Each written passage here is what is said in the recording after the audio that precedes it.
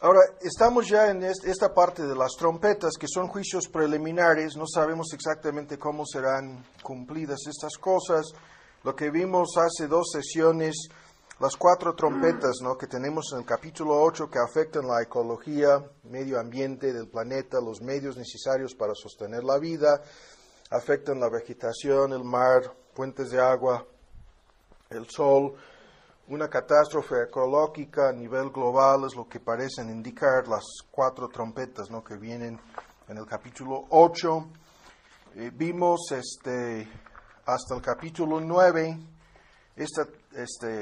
la 5ª trompeta, que nos habla de una plaga de langostas, ¿se acuerdan ustedes?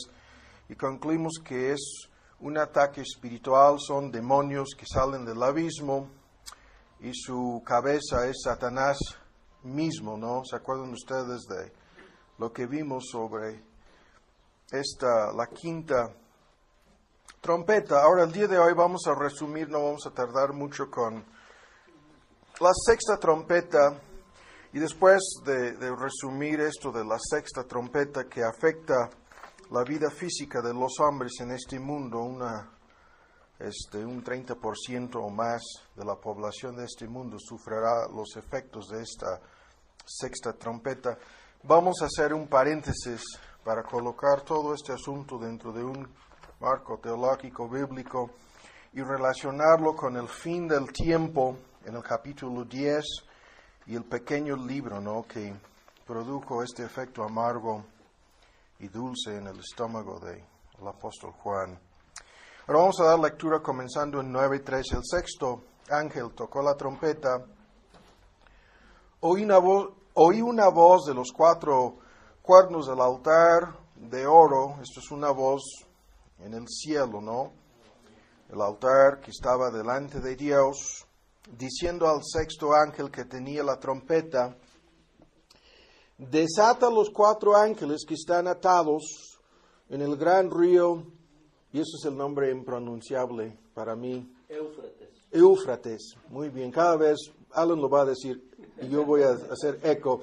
Éufrates. Otra vez, por favor. Éufrates. Otra vez. No.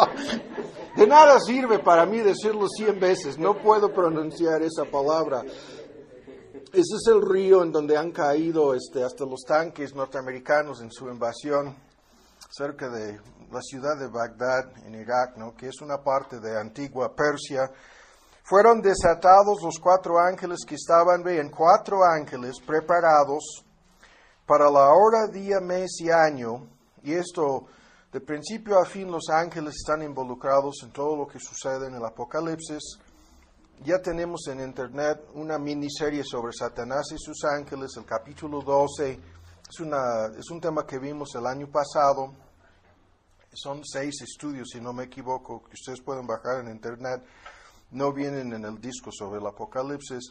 Estos 4 ángeles estaban preparados para ver la exactitud, hora, día, mes y año, para matar la tercera parte de los hombres, que hoy día sería 2,000 millones, ¿no? 2 billones de personas morirían. Y el número del ejército de soldados, aparte de los ángeles, ahora ve, eso es una visión, la presencia de soldados. La palabra que se traduce ejército se traduce también soldados. Y esos soldados iban de a caballo y eran un ejército de 200 millones. 200 millones de soldados, ¿no? Y oí el número de ellos. Entonces,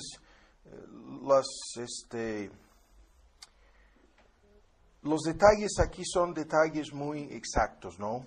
Un ejército, quizás el más grande que se haya reunido en la historia del mundo, para realizar un ataque en relación con los ángeles, que siempre están involucrados en el Antiguo y en el Nuevo Testamento, en todas las descripciones, en todas las explicaciones acerca de lo que sucede en medio de una guerra. Hombres y ángeles están, o sea, hay 2 mundos, ¿no?, que están participando, 2 esferas, la esfera o la dimensión espiritual y la esfera física. Aquí tenemos el panorama, ¿no?, de un ejército de 200 millones de soldados en la tierra, y unos ángeles que están involucrados en este mismo asunto y el resultado de una catástrofe, ¿no? La muerte de una tercera parte de los hombres.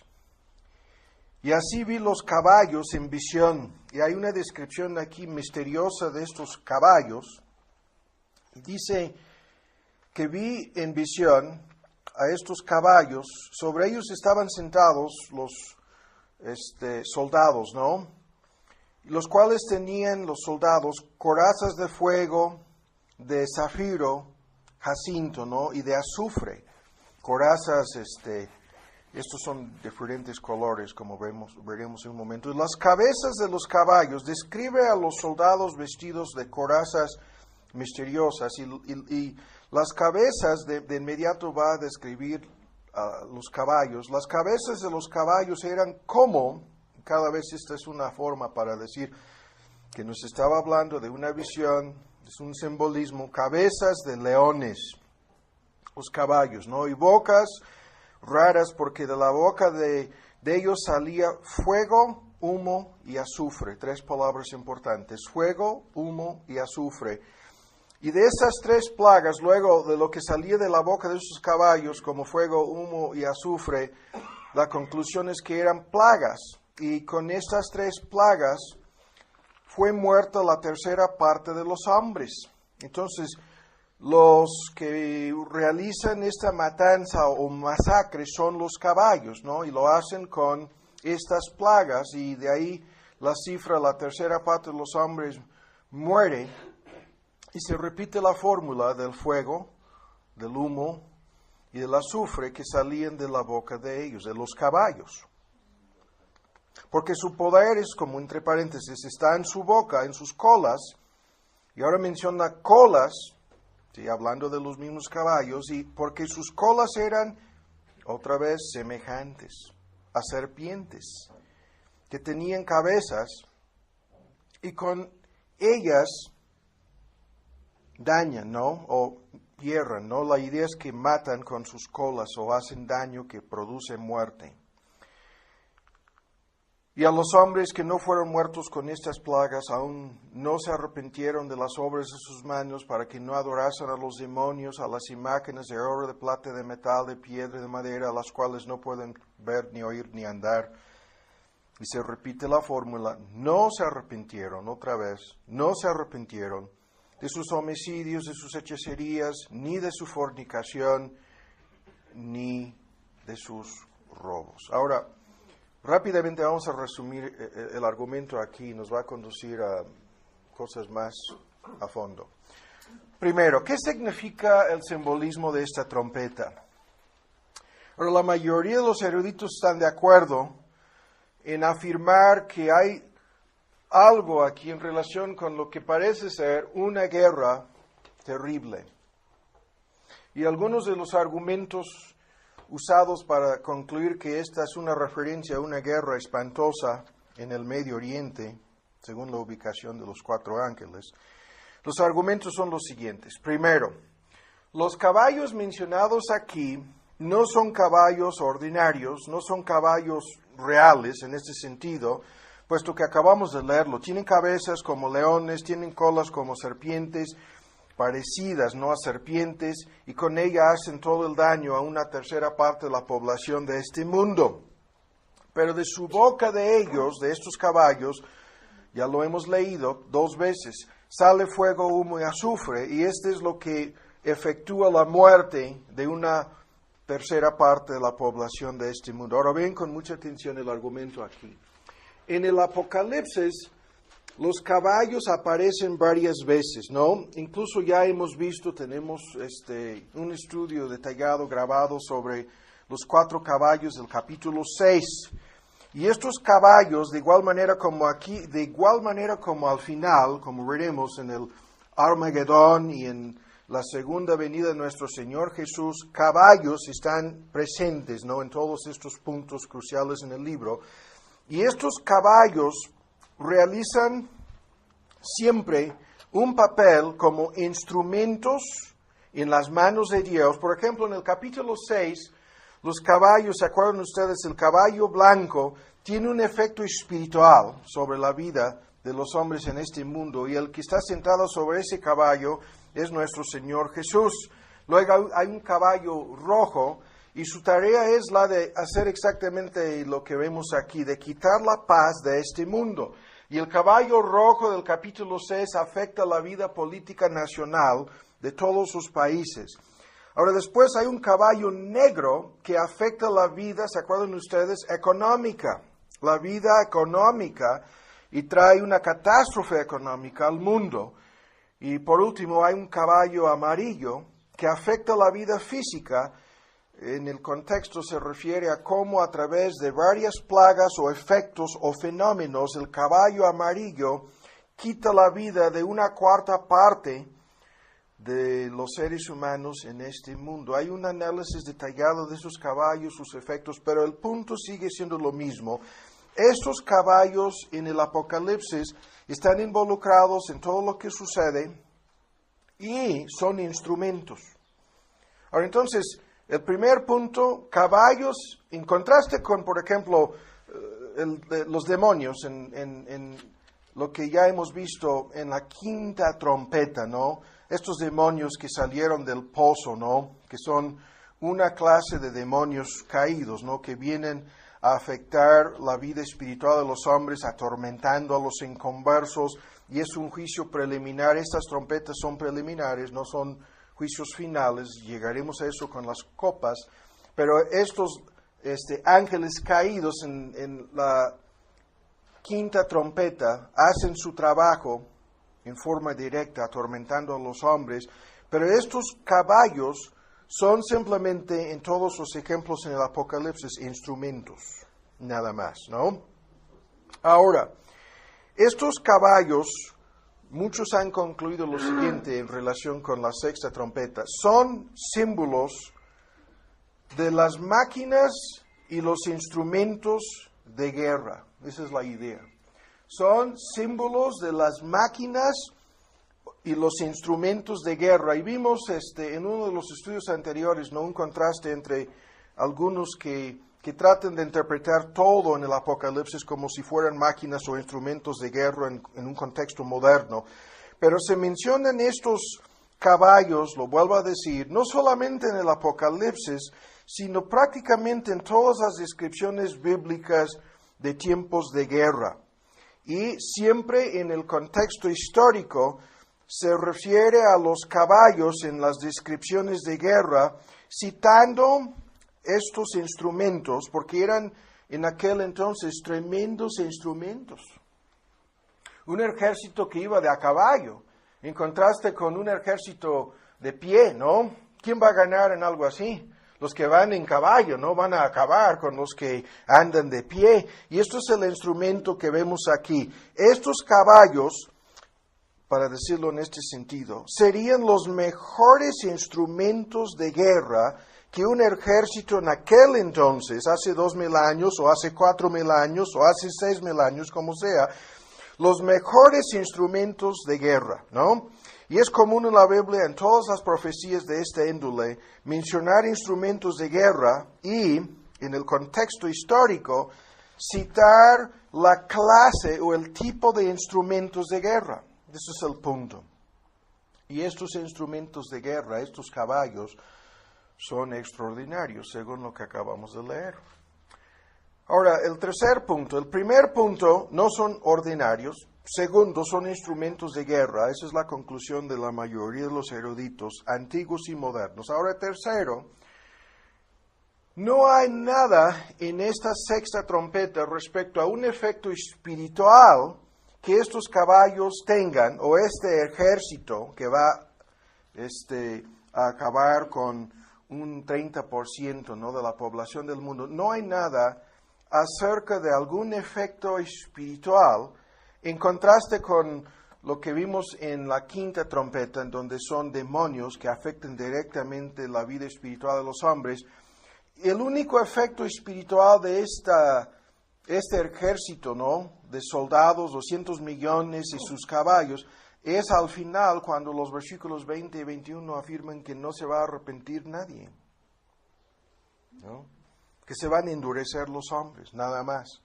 Entonces, esto también, el hecho de que el efecto del trabajo de este ejército es netamente físico. Ese es el punto, ¿no? En contraste con la trompeta anterior. Ahora, el siguiente punto, no hay nada que nos conduzca a creer que estos caballos sean demonios.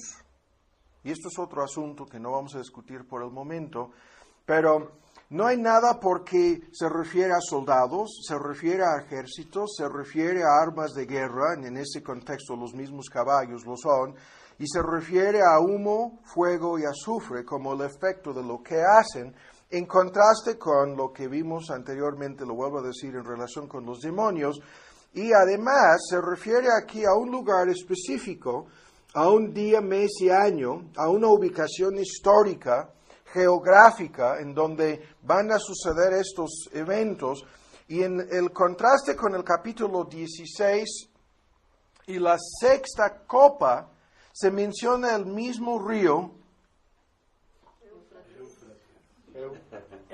Éufrates, se menciona el mismo río en el capítulo 16, que prepara el camino para los reyes del oriente y sus ejércitos. En los versículos 12 y 14 del capítulo 16 hay un paralelismo y habíamos repartido una hoja, ¿no?, en donde hay un contraste entre las copas finales de ira y las trompetas preliminares de juicio, ¿no?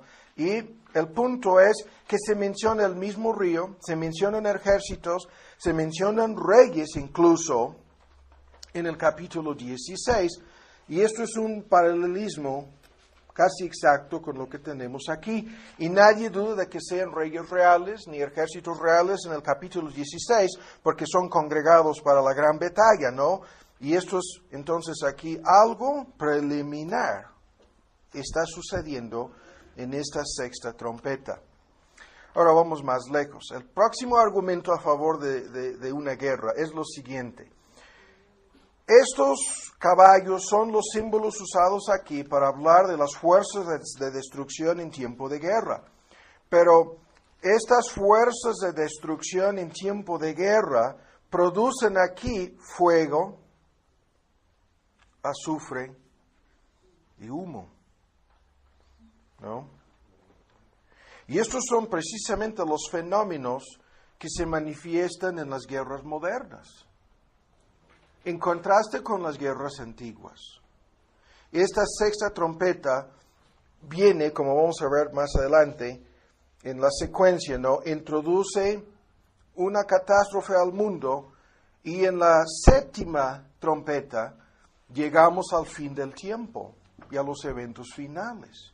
Entonces, la ubicación de esta sexta trompeta cerca en la secuencia de eventos aquí del fin del mundo, y la única excepción a lo que estoy diciendo acerca de guerras produciendo el fenómeno fuego, azufre y humo, la única excepción a esta regla en la Biblia es los casos cuando Dios juzga, como en Sodoma y Gomorra, o cuando Dios juzga en Ezequiel 38 y 39, el mismo fenómeno está presente, y es una mezcolanza de efectos producidos de parte de los ejércitos. Por un lado, son los mismos fenómenos en Ezequiel 38 y 39, fuego, azufre y humo, y Dios enviando granizo, fuego, humo y azufre, o sea, dos fenómenos no mezclados en algunos casos. Pero mi punto es que los fenómenos aquí apuntan hacia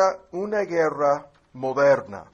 Las corazas también de fuego, y el color es rojo, jacinto, el color es azul, y azufre, el color es amarillo, también apuntan hacia la misma conclusión. Tanto la armadura que llevan los soldados, de igual manera como el efecto que sus caballos producen, es lo que estoy diciendo, han conducido a muchos a creer que esto es una descripción de una guerra futura que tendrá lugar en relación con eventos escatológicos finales, y el hecho de que se menciona un ejército de 200 millones de soldados es importante, ¿no? 200 millones de soldados, pudieran congregarse, ¿en dónde hoy día? En el Medio Oriente, ¿no? Y sin discutirlo, en Irak, si fuéramos a decirlo en esta forma, ¿no? O en Irán, como sea, porque es el mismo lugar en términos geográficos, ¿no? Y aún más, el hecho de que se menciona, lo comenté en la lectura, el día, el mes, el año, y para ser más exacto, la hora.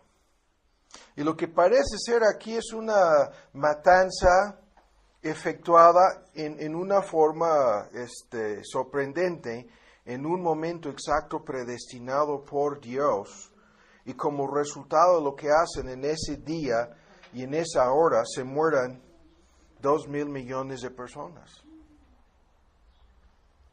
Y eso es, otra vez lo vuelvo a decir, algo que los comentaristas en los tiempos más modernos han usado para decir que esta es una guerra, que la guerra es futura y incluye el uso probablemente de armas nucleares. Es lo que muchos han concluido. Ahora, para ir más lejos, exactamente cómo esto se ha de efectuar, nadie lo sabe, ¿no? Pudiéramos especular mucho, no lo vamos a hacer el día de hoy. Pero lo que queda evidente del mismo texto es lo siguiente. Esta guerra, esta matanza, vamos a usar la palabra masacre, será la peor cosa que haya sucedido, que ha sucedido en la historia humana.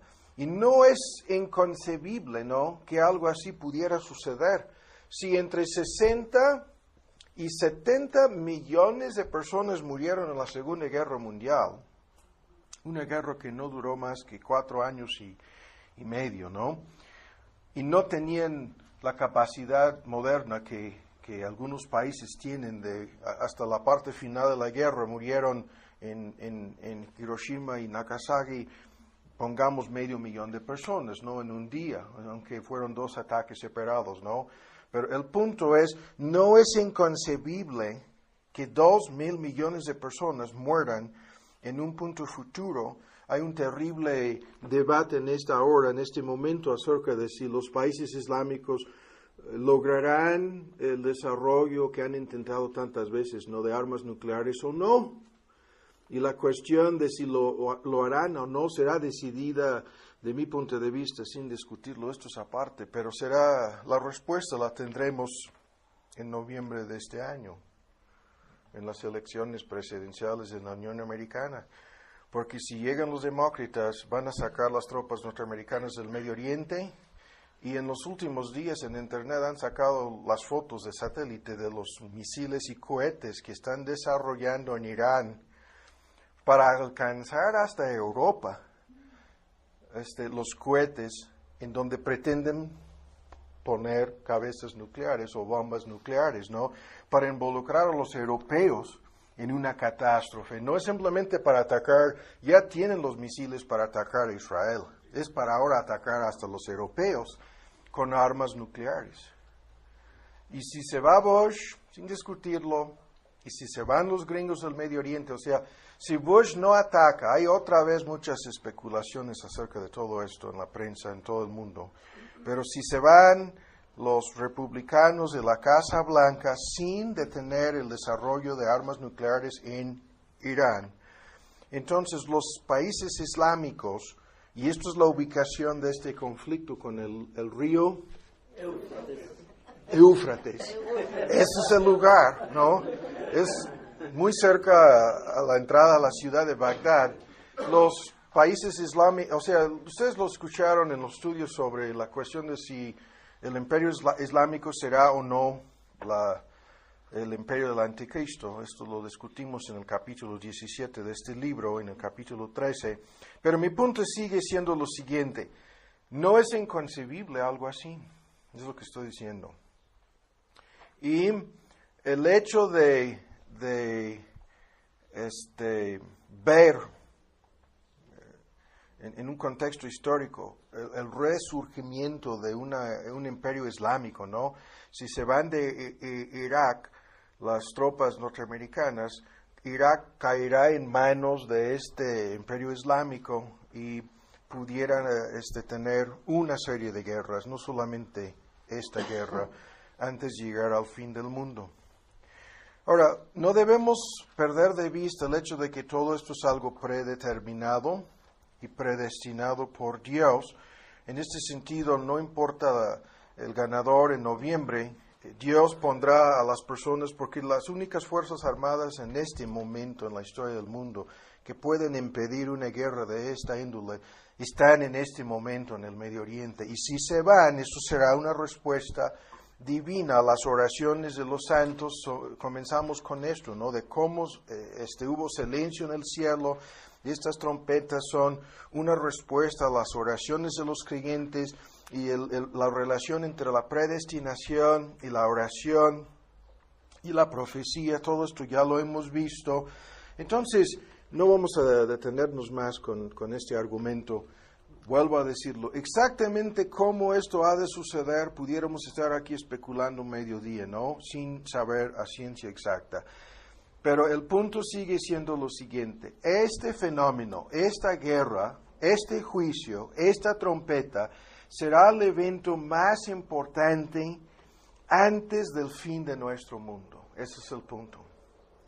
Y si se mueren 2,000 millones, algunos eruditos dicen que esta cifra es una parecida a la población del mundo antediluviano, ¿no? Entonces no será la primera vez en la historia humana cuando haya sucedido algo así, pero será una catástrofe en nuestro contexto moderno, ¿no? Para todo el mundo. La muerte de un 30% de la población de este mundo traerá una catástrofe para todo el mundo, ¿no?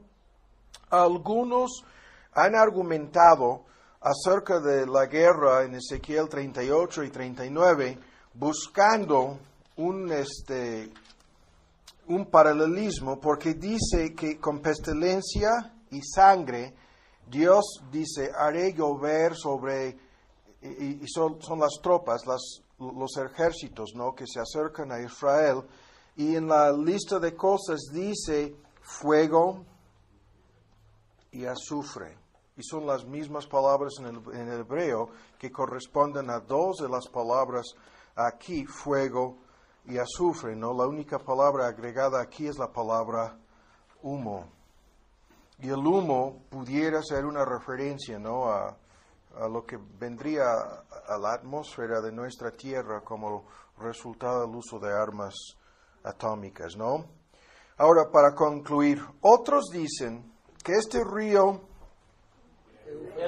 Éufrates tiene un papel histórico en varias profecías en ambos testamentos, porque este río marcaba el límite antiguo entre Israel y sus enemigos, y de ahí también muchos han concluido que se relaciona esto con Ezequiel 38 y 39, pero sin discutirlo a fondo. Hay estudios que hicimos el año pasado sobre esta invasión, pero el argumento es que en el tiempo antiguo este río marcaba el límite entre Israel y sus enemigos, y que ahora en el Apocalipsis dicen que este río pudiera marcar el límite entre los países cristianos y los países paganos, ¿no? Y esto no vamos a discutirlo ahora, pero cuando atacan a los dos testigos en el capítulo 11 y aparentemente ponen fin a la influencia cristiana en el mundo, ¿no? Lo veremos, si Dios quiere, la próxima vez. El punto aquí es crucial porque estos soldados, su camino es preparado por la actividad de estos 4 ángeles, que preparan el camino, ¿no?, para este fenómeno o esta guerra, si es efectivamente una guerra, como lo estamos diciendo, ¿no? Ahora vamos a dejar este asunto en relación con el resumen. No estamos metiéndonos a fondo en los argumentos aquí, simplemente estamos dando la idea de lo que pudiera suceder. Y ahora vamos a ir rápidamente a un solo punto. Y el punto es el por qué Dios permite las guerras, ¿no? Y este asunto lo hemos tocado a fondo en otros estudios. El día de hoy vean un solo texto. Primera de Timoteo 2. No vamos a meternos en los detalles, solamente voy a comentar algunos detalles aquí. Las personas que se fijan en el Apocalipsis saben que el caballo rojo, el capítulo 6, trae guerra, quita la paz de este mundo. Los eruditos, lo vuelvo a decir, por lo menos desde el siglo XX, han dicho, la sexta trompeta trae una guerra, la peor de toda la historia humana, ¿no? Y luego el Apocalipsis termina con una guerra. ¿Se acuerdan ustedes? El Armagedón es una guerra, ¿no? En un sentido, aunque no es convencional, como veremos. Pero cuando nos preguntamos acerca de este fenómeno de la guerra, y hay que fijarnos aquí en el comentario apostólico, la forma para entender este asunto de la guerra, hay muchos argumentos, vamos a dar algunos puntos nada más. La forma para entender este asunto de la guerra o las guerras es simplemente leyendo lo que Pablo dice aquí. Amonesto 2:1. Pues ante todas las cosas que se hagan súplicas, rogativas, oraciones, no intercesiones. Hay una lista de 3 palabras griegas distintas, incluso hay más, que describen diferentes clases de oración. Hacimientos de gracias, ahí viene la 4ª palabra, para todos los hombres en forma general. Esto es la oración con intercesión, con peticiones específicas, con acciones de gracias. Y la primera cosa que se menciona es por los reyes, los gobernantes y por todos los que están en eminencia, para que vivamos quieta, reposadamente, en toda piedad y honestidad. Ahora, este texto es crucial para responder a la pregunta acerca de las guerras y vamos a hacerlo en la siguiente forma. Hay un debate interminable en relación con qué es lo que conviene más a la iglesia. ¿Qué es lo que conviene más en el contexto de la Gran Comisión, la Comisión Evangelística, la Comisión Misionera, la tarea de predicar el Evangelio en todo el mundo? ¿Qué es lo que sirve o ayuda más a la iglesia cristiana para que pueda cumplir con su tarea y su comisión? ¿Qué es lo que ayuda más a los cristianos a nivel colectivo y a nivel individual? Y la pregunta es si alborotos, conflictos y guerras, o lo que dice Pablo aquí, paz. ¿Qué es lo que conviene más? Esa es la pregunta, ¿no? Que siempre es un tema de debate en muchos países. Pero para entender la respuesta, la pregunta aquí es otra. Y según este texto, ¿cuál es el propósito de la paz? Antes de contestar, ¿de dónde surgen las guerras? Santiago dice, ¿no? De nuestras concupiscencias. Y ubica todo este asunto a niveles, Santiago 4:1-2, a nivel personal. ¿De dónde surgen las guerras? Y su argumento es de las pasiones, las concupiscencias humanas, los celos, las envidias, los conflictos que comienzan entre una y otra persona, ¿no? De ahí surgen las guerras a nivel individual, a nivel personal, a nivel familiar, a nivel de tribus, grupos, y se va extendiendo el asunto, ¿no? Pero el punto, las pasiones desordenadas son la causa principal de todos estos conflictos, para decirlo en forma sintética, ¿no? Los conflictos, las contiendas a nivel personal terminan, esto lo vemos a veces con un alocado gobernante, dictador, que quiere convertir sus propios conflictos personales en conflictos nacionales o en su propio país o nación, y luego lo quiere extender a involucrar a terceros y a otros países, ¿no? Enemistades, pleitos, iras y contiendas, según Gálatas 5, dominan el corazón humano inconverso, y el camino de paz, dice Pablo en Romanos 3, los inconversos no conocen ese camino de paz porque comienza con la reconciliación con Dios. Por lo tanto, el punto es lo siguiente: a menos que Dios haga lo que Pablo dice aquí, a menos que Dios tenga una influencia sobre los gobernantes, sobre los reyes, sobre las personas que toman decisiones a nivel nacional en los diferentes países en este mundo, lo que siempre está sucediendo a nivel colectivo, a nivel individual, a nivel personal entre los inconversos, saldrá fuera de los límites, o sea, terminará convirtiéndose en algo bélico, en un conflicto entre las naciones. Ese es el punto, ¿no? Y cuando vemos aquí la petición apostólica, hemos de pedirle a Dios para que Él haga lo que se tiene que hacer, para que haya paz, para que vivamos, vean, quieta y reposadamente. Esto es una descripción de lo que sucede en los tiempos de paz, en toda piedad y honestidad. Ahora, ¿cuál es el punto? ¿Cuál es el punto? Fíjense bien. El propósito de la paz se encuentra aquí. Dice el apóstol, para que tengamos el máximo tiempo, la oportunidad, esa es la idea, de usar nuestro tiempo para lo que el texto dice, para crecer espiritualmente en piedad, ¿sí?, en santidad, para edificarnos en el servicio de Dios, para que no seamos estorbados, ¿no? Hemos de pedir para que los creyentes o los cristianos pueden desarrollar su vida de piedad, de intimidad, de compañerismo, de comunión con Dios, sin todo lo que los conflictos nacionales o las guerras o los conflictos incluso económicos pudieran traer para estorbar. Hemos de pedirle a Dios para que nos proporcione paz. Es algo que pudiéramos discutir en muchos sentidos. La cuestión de qué es lo que conviene más. Porque en los tiempos de paz, tranquilidad, muchas personas se duermen, ¿no? Muchas personas se relajan espiritualmente. Muchas personas caen en las trampas y las tentaciones del mundo y lejos de hacer lo que este texto dice, se vuelven frías, indiferentes, negligentes, irresponsables en su vida cristiana. Pero al mismo tiempo, en tiempos de guerra y conflicto, muchas personas se despiertan de su sueño y comienzan a tomar más en serio sus responsabilidades, etc.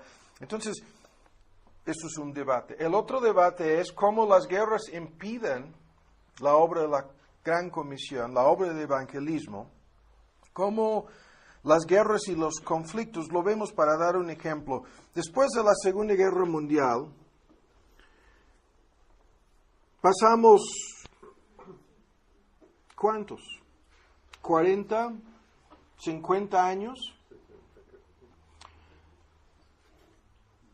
60 años con una parte del mundo, la mitad, en realidad un poco más de la mitad de este mundo, cerrado para la obra evangelística.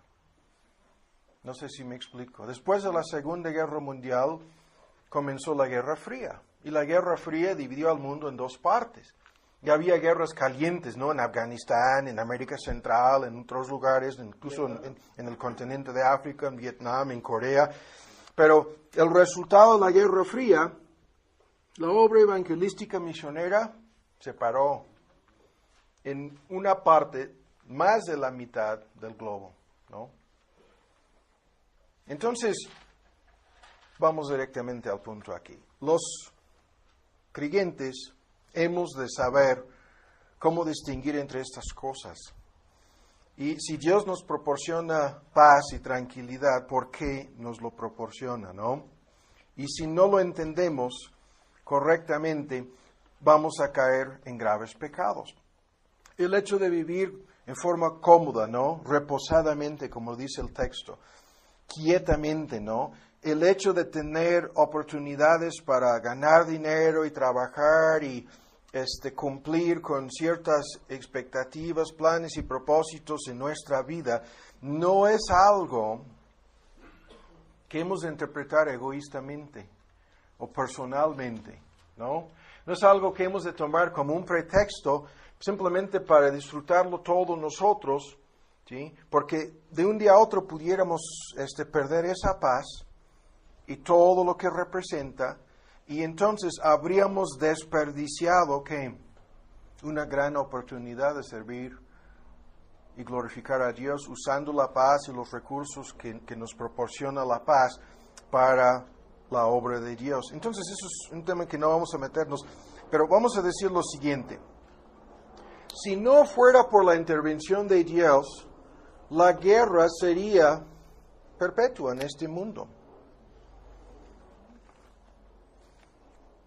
¿Sí o no? Y en el siglo XX, ¿no? ¿Cuántos? 500 guerras sucedieron en menos de 100 años. Las cifras son espantosas. Y, vuelvo a decirlo, si no fuera por la intervención de Dios lo que pedimos aquí, la guerra sería perpetua en este mundo, a nivel mundial. Y valga la redundancia, o sea, sería una situación en la cual, como lo que sucedió en la Segunda Guerra Mundial, ¿no? Afectó a todo el mundo. Todos los países sufrirían las consecuencias de la guerra. Pero la guerra no es más que el fruto del pecado. Esto lo sabemos. La guerra no es más que el pecado humano saliendo fuera de sus límites, los que Dios ha predeterminado, para contaminar a todos y involucrar a todos en algo mucho más fuerte, ¿no? Ahora bien en Romanos 2. Y lo que vamos a hacer aquí es, en dos partes, vamos a hacer un paréntesis y nos vamos a desviar aquí para vincular lo que la sexta trompeta representa, Dios quitando la paz o Dios dando rienda suelta al pecado. El pecado señalado en la sexta trompeta es el pecado tanto de ángeles, no vamos a discutir los 4 ángeles atados en el río, sino los demonios, vamos a decir eso. La guerra que se menciona en esta sexta trompeta es fruto de la actividad de ángeles y fruto de la actividad de hombres, ¿no? Reyes, países, ejércitos, soldados. Y cuando Dios quita la paz de la tierra, lo que vemos es la verdadera cara del pecado. Lo que el pecado produce. En tiempos de guerra, todo lo que, vamos a decir, es la guerra interna de los hombres, su pecado en contra de Dios, ¿sí? En síntesis, y en contra de su prójimo, se manifiesta abiertamente en forma descarada y vemos las consecuencias, probablemente las más fuertes o horribles consecuencias del pecado aquí en la tierra. Lo que vemos es guerra.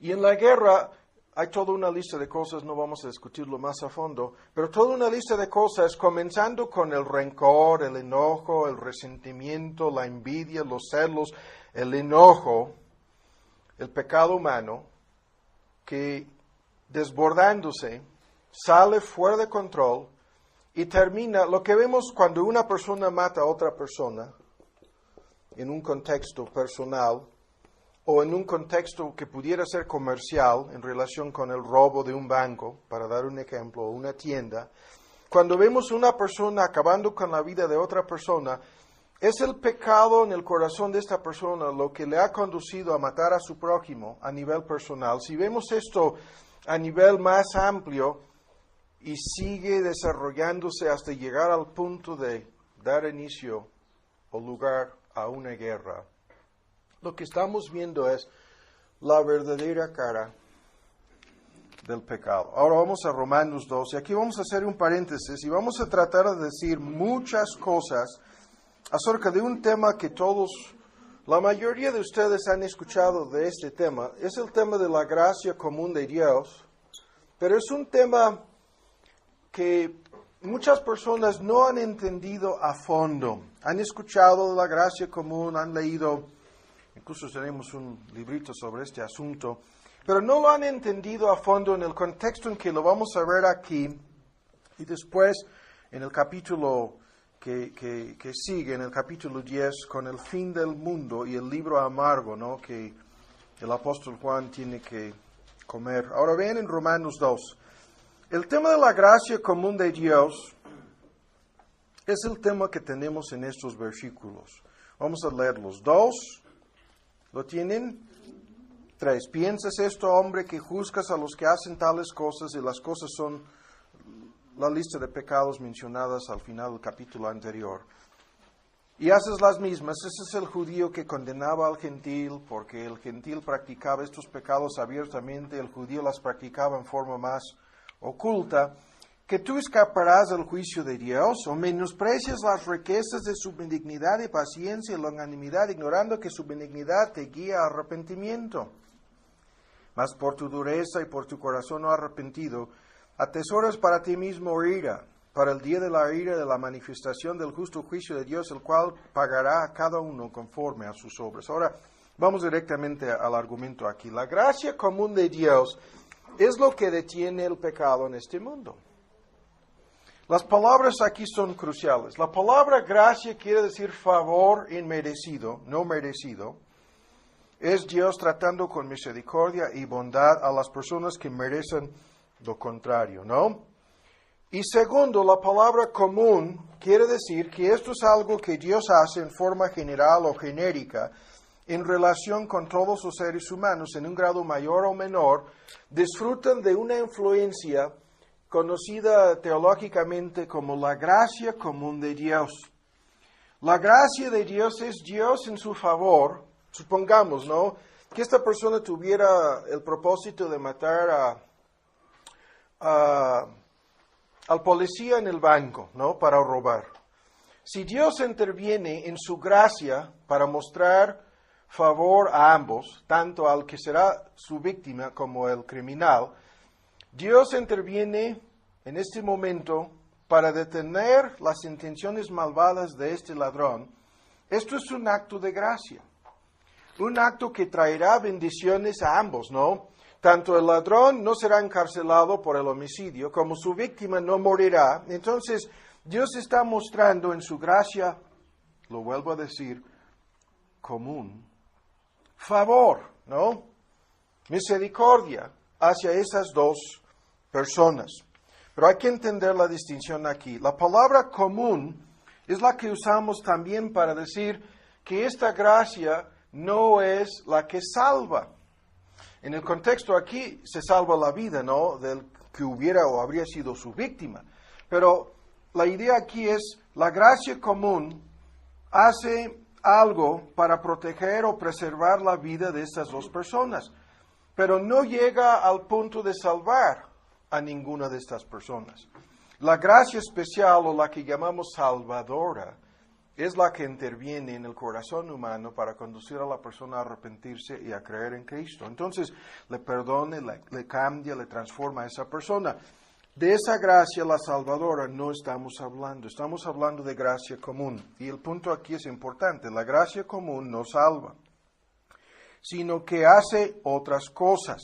Y las cosas en la lista son muchas. El día de hoy no vamos a ver todas las cosas, salvo vamos a limitar nuestra consideración a este asunto dentro del contexto del Apocalipsis y en relación con la sexta trompeta y en relación con lo que ya hemos mencionado sobre la guerra. La gracia común de Dios detiene el pecado. Este es el punto, ¿no? Detiene el pecado que mora en el corazón humano para que ese pecado no llegue a los extremos, ¿no? Para que no llegue al extremo al cual llegaría si Dios no hiciera nada. Y más allá de la doctrina de la gracia común de Dios, está la doctrina del pecado humano y la depravación del corazón humano, ¿no? Y el punto es, igual con la guerra, si Dios no detiene un conflicto entre un país y otro, terminará en guerra, ¿sí? La forma en que Dios terminará, o en este contexto intervendrá para impedir la guerra, es frenando los pecados cometidos por estos dos países o líderes, para dar el ejemplo, o en este caso personal, dos personas, ¿no? Dios tiene que intervenir y hacer algo para frenar el pecado que si no lo hace, culminará en un conflicto. Esta es la idea, ¿no?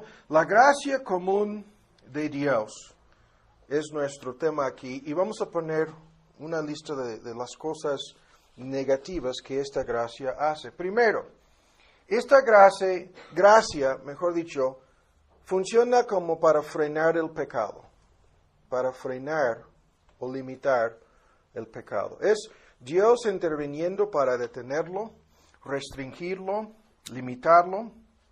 En este sentido, para que no llegue al extremo al cual llegaría si Él no hiciera nada. Si Dios no interviniera para detener el pecado humano en este mundo, ya lo sabemos, lo hemos escuchado muchas veces, nuestro mundo se convertiría en un infierno mañana, ¿no? Lo hemos dicho usando muchas ilustraciones. Saldríamos de aquí los que llegamos el día de hoy en coche para descubrir que los ladrones se metieron a robar o se llevaron todos los carros, uno de dos, ¿no? Y peor aún, llegaríamos a nuestras casas para encontrar que mientras que no estábamos en casa, se metieron para robar todas nuestras pertenencias. O peor aún, estarían esperándonos aquí afuera con las pistolas para matar a los varones y violar a las mujeres y después matarlas a ellas también. Si Dios no hiciera nada para frenar el pecado, eso es lo que sucedería de un día a otro en todo el mundo. Pero la gracia común se mete de por medio en este asunto para efectuar esta moderación, este refrenamiento, esta limitación, esta restricción sobre el pecado y su alcance o sus alcances. Y aún más, vean, Dios interviene no solamente para frenar el pecado, sino también para limitar sus consecuencias, para que sus consecuencias no sean las peores posibles, ¿no? Las consecuencias temporales del pecado son detenidas por esta misma gracia común de Dios. Ahora, hay otras cosas aquí, no vamos a discutir esto, lo vamos a ver después con el derramamiento de las copas. Dios también en su gracia común, por un tiempo detiene el derramamiento de su misma ira en contra del pecado. O sea, las consecuencias temporales del pecado son una cosa, las consecuencias eternas del pecado son otra, y estas consecuencias involucran la ira de Dios. Pero por la operación de su gracia común, el pecado es detenido dentro de ciertos límites, restringido y frenado, tanto, vean, a nivel personal como a nivel nacional, en la sociedad, en la familia y entre los individuos, y muchas consecuencias temporales del pecado también son detenidas. Hay miles de ejemplos de esto. Cada vez que hay un accidente en donde se trata de un chofer que andaba borracho, ¿no? Y no se mueran todas las personas, Dios intervino para detener las consecuencias, porque de otra forma se habrían muerto todos. Pero la consecuencia de la borrachera no es lo que Dios detiene. Para dar un ejemplo, cada vez que terminan robando un banco y no hay muertos, es más de lo mismo, ¿no? O cada vez que los policías agarran al ladrón antes de que entre al banco, es más de lo mismo. Ahora, esta doctrina está en muchos textos y quiero señalar aquí 3. El primer texto no lo vamos a leer, lo voy a citar. Es el que encontramos en el libro de Génesis, en donde Dios dice al rey Abimelech: yo te detuve de pecar contra mí, así que no te permití que la tocases, hablando de Sara, la esposa de Abraham. Génesis 26, les invito a que buscan en Génesis 6 y en el Salmo 76. En el caso de Abimelech y Sara, Dios dice: yo te detuve de pecar contra mí, porque todo pecado es de igual manera, ¿no? Contra Dios como en contra del hombre, es lo mismo en un sentido. Y dice: tú hubieras pecado horriblemente en contra de mí agarrando a la esposa de Abraham, Sara, ¿no? Para tomarla como tu esposa. Yo te detuve. Génesis 26. Yo te detuve, ¿no? Ahora, esto es Dios interviniendo en el asunto, en su providencia, y no vamos a discutir exactamente cómo lo hizo, pero no permitió que Abimelech tocara a esa mujer. ¿Sí? Y las consecuencias habrían sido desastrosas si se habría acostado con ella. habrían sido desastrosas las consecuencias. No lo vamos a discutir, es un ejemplo clásico. El más conocido es este, Génesis 6:3. Cuando comienza a anunciar la realidad aquí es el fin de aquel mundo, el diluvio, ¿no? El juicio en contra de toda la humanidad en aquel entonces, viendo Dios, ¿no?, que se multiplicaban los pecados y los hombres sobre la faz de la tierra, vean en 6:3 el comentario, no contenderá mi espíritu con el hombre para siempre. Y se anuncia aquí una fecha límite, 120 años, y después sucedió el diluvio. Pero la frase, no contenderá mi espíritu con el hombre, es una referencia directa a este tema. El Espíritu de Dios ejerce una influencia sobre, vean, los hombres. Lo hace a través de la gracia común, obrando en primer lugar en su propia conciencia, sin discutir eso a fondo. La conciencia que detiene a muchas personas es el puro remordimiento de conciencia, la vergüenza, el miedo, el peligro de ser descubiertos o pagar las consecuencias. Lo que Dios usa en la conciencia de muchas personas para que no pecan como de otra forma lo harían si Él no contendiera con esas personas a través de su conciencia. Pero aún más, hay otras cosas que veremos más adelante. Vean en el Salmo 76, otro texto clásico sobre este asunto, es el versículo 10, que dice, la ira del hombre te alabará, te traerá alabanza. 76, versículo 10 del libro de los Salmos. El punto es, cuando Dios da rienda suelta a un pecado humano, el pecado humano que se señala aquí es la ira del hombre, el enojo del hombre. Si Dios le da licencia a una persona para que ese pecado, su ira, se efectúe, eso es con un propósito suyo, que traerá en el misterio de Dios, lo vamos a ver en parte el día de hoy terminando, traerá alabanza a Dios. Entenderemos por qué Dios permitió, ¿no?, que la ira del hombre se efectuara en tal o cual caso, o el pecado humano se llevará a cabo. Esto lo veremos sin que Dios sea el autor de ese pecado o ira del hombre. Dios puede dar luz verde, Dios puede dar rienda suelta, Dios puede detener o no el pecado humano. La primera parte del texto dice que la ira del hombre que trae alabanza a Dios, ¿sí? Y esto lo podríamos discutir 1000 veces, para dar dos ejemplos rápidamente, para que esto sea quizás más comprensible aquí.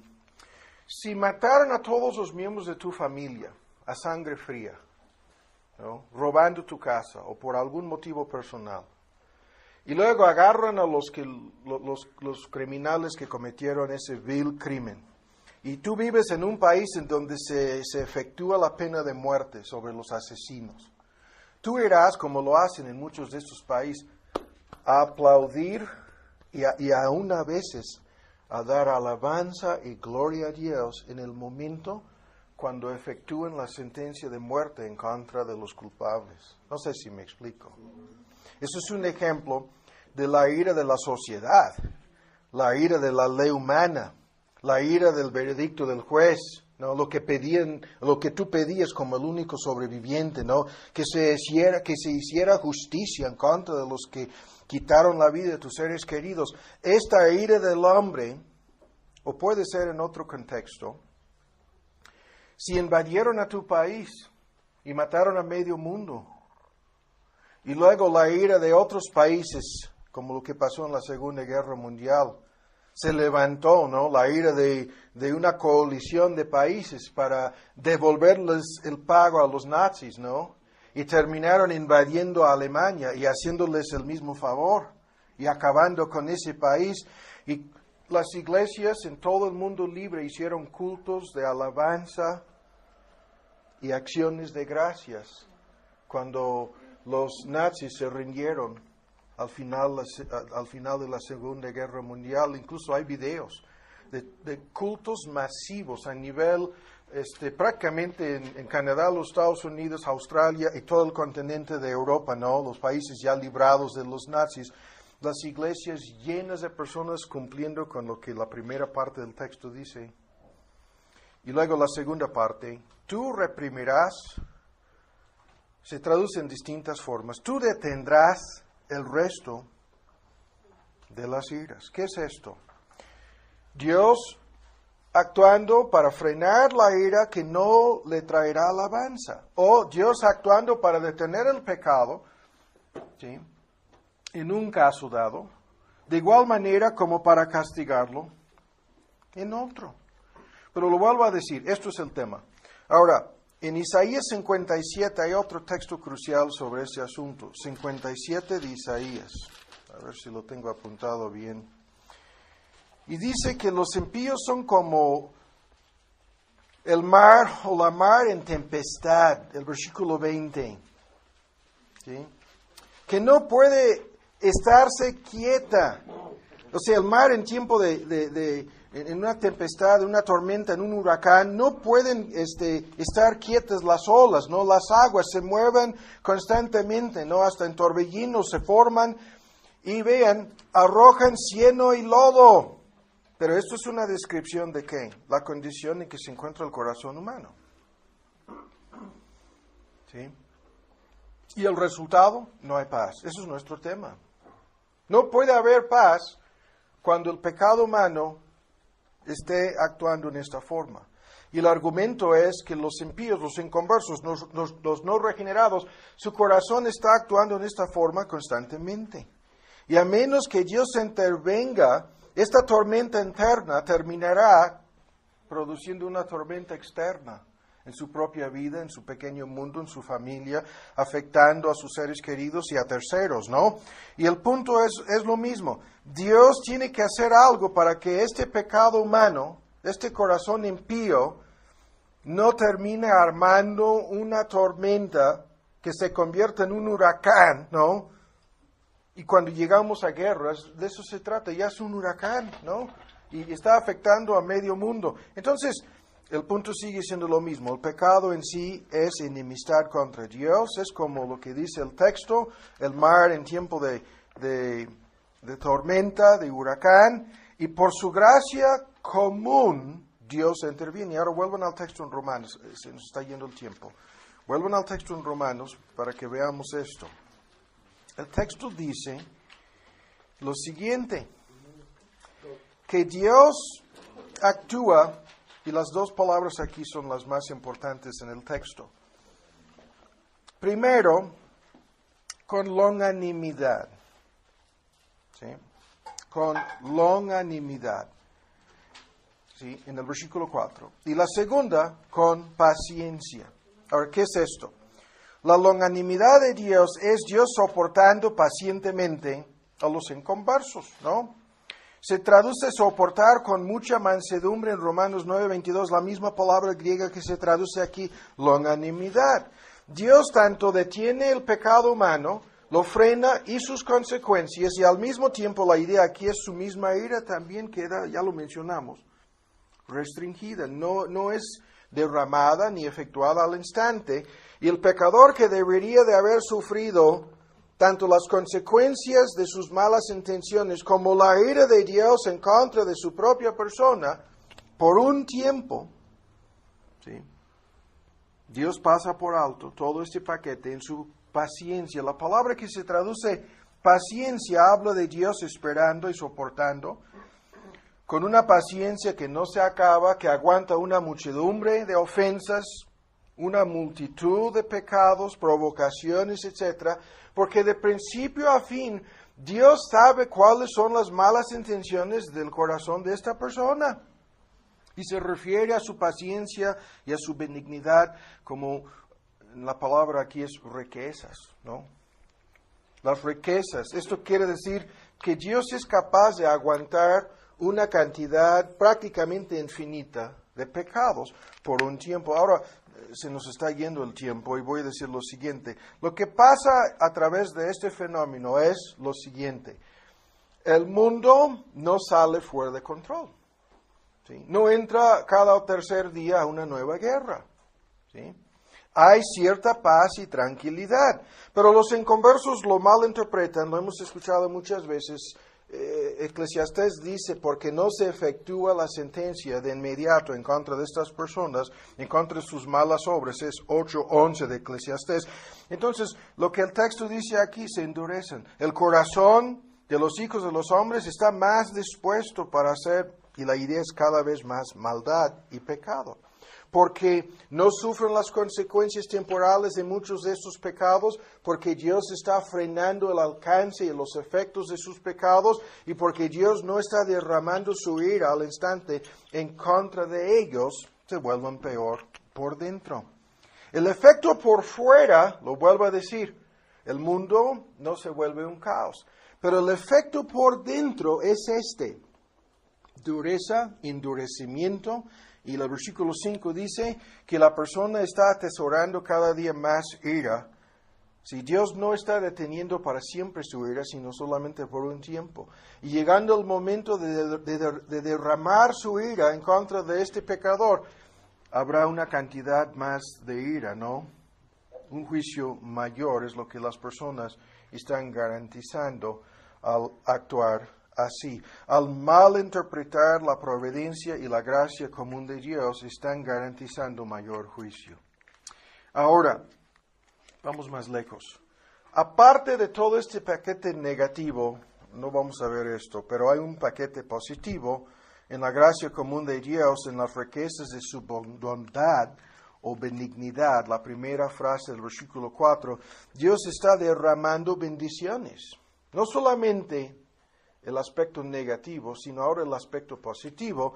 Dios está, como lo dice Santiago, ¿no? Derramando toda dádiva y todo don perfecto es de lo alto que desciende del Padre de luces. Dios está derramando bendiciones no merecidas día tras día tras día, ¿no? Y este tema está a lo largo del Nuevo Testamento. En el Sermón del Monte es el sol que sale sobre buenos y malos, ¿no? En el libro de los Hechos, en Listra, es Dios llenando vuestros corazones de sustento y de alegría. Ante los filósofos en Atenas, es Dios dando a todos los hombres vida, respiración o aliento y todas las demás cosas, ¿no? En Hechos 17. Una larga lista de textos hablan de cómo el aspecto positivo de este asunto consiste de Dios derramando bendición tras bendición sobre estas mismas personas. Y esto es lo que trae, sin discutirlo a fondo aquí, lo que trae a este mundo muchas cosas positivas. Y desde esta perspectiva, incluso es Dios motivando a estas personas malvadas a que hagan cosas relativamente buenas. Toda la bondad, toda la moralidad, toda la verdad que vemos en una persona inconversa, todo acto de justicia, de caridad o de amor, es fruto de esta obra de Dios, ¿no? Porque Dios no solamente frena el pecado, sino usa muchas cosas para motivar a esta persona a que haga cosas buenas. Y si no fuera por esta influencia, nadie haría cosa alguna realmente buena en esta vida, no hablando de los inconversos. Entonces, esto es la idea. La tenemos en síntesis. Ahora vamos más lejos. Fíjense bien en las distinciones que voy a señalar ahora. Estas distinciones son muy importantes. Si fuéramos a poner aquí en el pizarrón un contraste entre la gracia común y la gracia salvadora, tendríamos que incluir los siguientes puntos. Y estas distinciones nunca las debemos perder de vista. La gracia común es temporal. Todo esto sucede por un tiempo, ¿sí? Es algo temporal y nada más.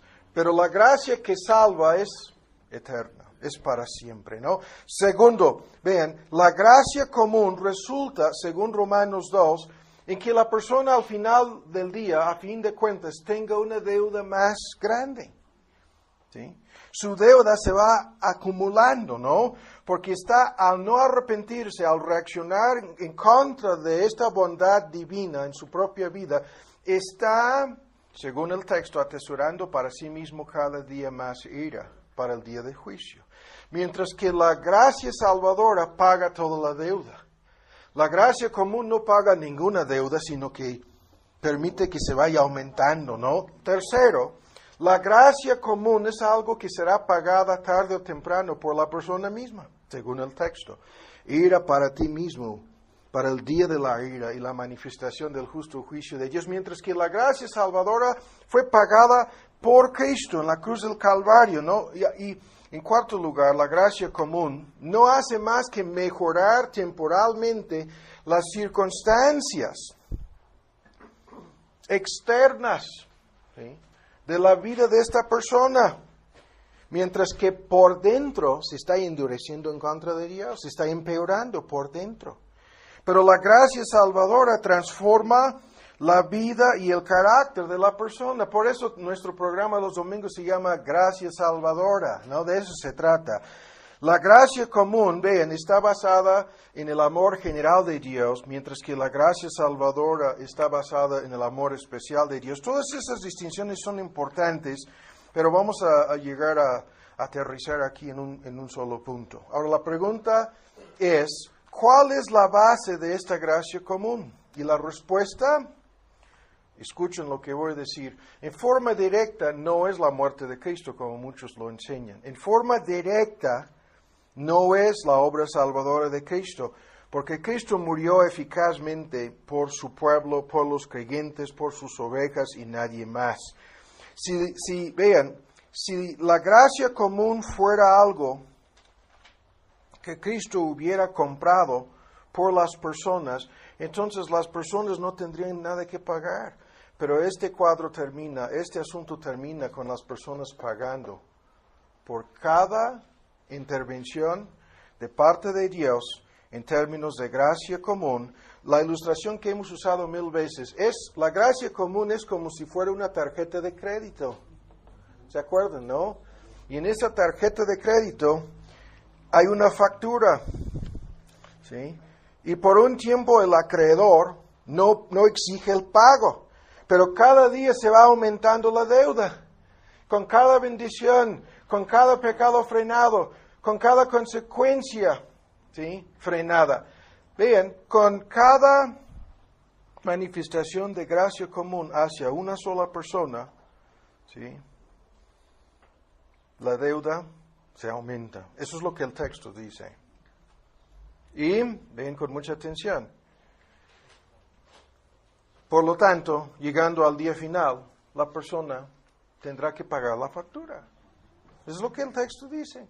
Y en la factura vendrá todos sus pecados que fueron realmente cometidos, además de todos aquellos que fueron frenados, además de todas las consecuencias que fueron detenidas, ¿sí?, en forma temporal, pero su deuda será eterna, ¿no?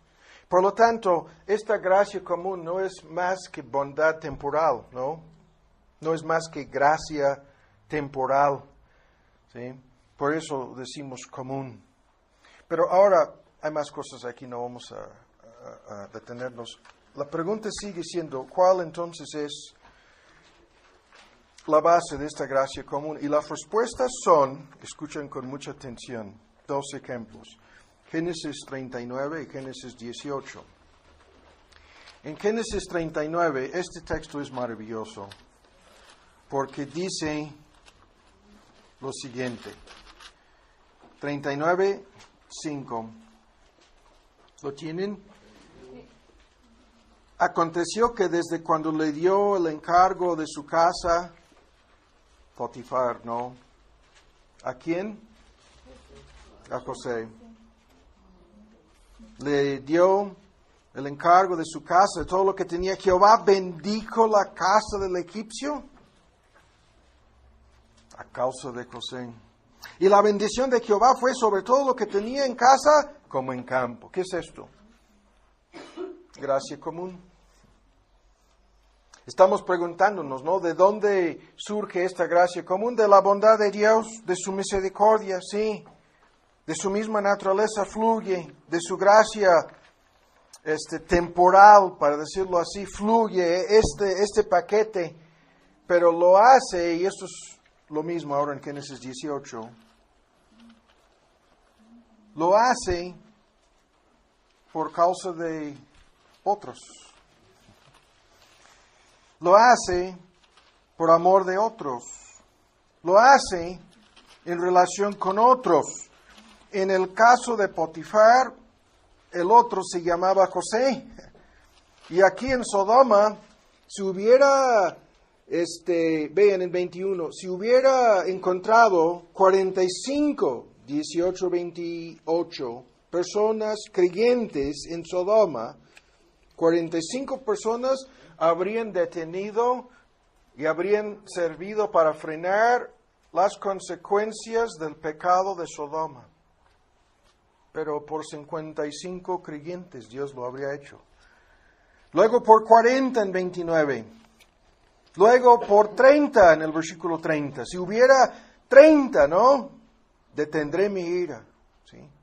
Luego en 31, si hubiera encontrado a 20, habría detenido su ira temporalmente.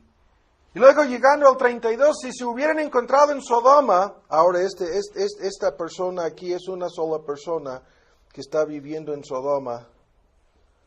¿Sí?